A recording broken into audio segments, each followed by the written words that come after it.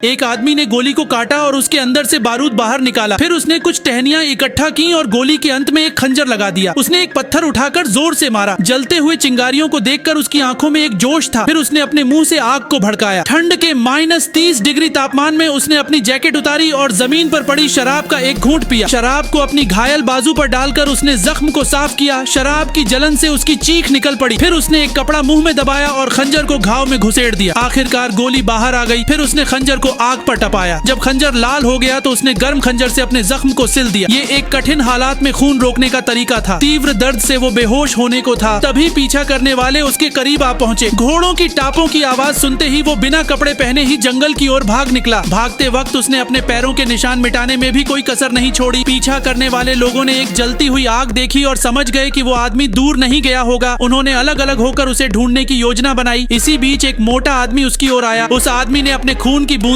बर्फ पर गिराकर मोटे आदमी का ध्यान आकर्षित किया। जैसे ही उसने ऊपर देखा वो आदमी पेड़ से कूद पड़ा। उसने मोटे आदमी के शरीर को ढाल की तरह इस्तेमाल किया और उसकी पिस्तौल छीन ली। फिर उसने खंजर से मोटे आदमी का पेट चीरकर अपने हाथ उसके अंदर डालकर कुछ देर गर्मी ली। इस बीच पीछा करने वालों के कप्तान को कुछ गड़बड़ महसूस हुई। उसने अपने आदमियों को इशारा किया कि मोटे आदमी को ढूंढा जाए। जब वे वहां पहुंचे तब तक वो आदमी वहां से भाग चुका था। भागते भागते उसे एक घर दिखाई दिया। घर की एक लड़की ने उसकी चोट देखी और उसे अंदर लाकर उसके घाव पर पट्टी बांध दी। लेकिन उस आदमी को पता था कि पीछा करने वाले अभी भी उसे ढूंढ रहे हैं, इसलिए उसने उन्हें किसी मुसीबत में न डालने के लिए सूरज उगने से पहले ही वहां से निकल गया। फिर उसने पीछा करने वालों का ध्यान खींचने के लिए आग जलाई। रात में जब पीछा करने वाले आग के पास आराम कर रहे थे, उसने चुपके से हमला करने की कोशिश की। लेकिन अचानक उसे गोलियों को लोड करने की आवाज सुनाई दी। उसके पास कोई चारा नहीं था। उसने अपनी पिस्तौल फेंक दी और आत्मसमर्पण का नाटक किया। फिर जैसे ही कप्तान का ध्यान हटा, वो तेजी से भाग निकला। भागते हुए उसे एक भालू मिला जो जाल में फंसा हुआ था। उसे देखकर उसने पीछा करने वालों से निपटने के लिए एक नया तरीका सोचा।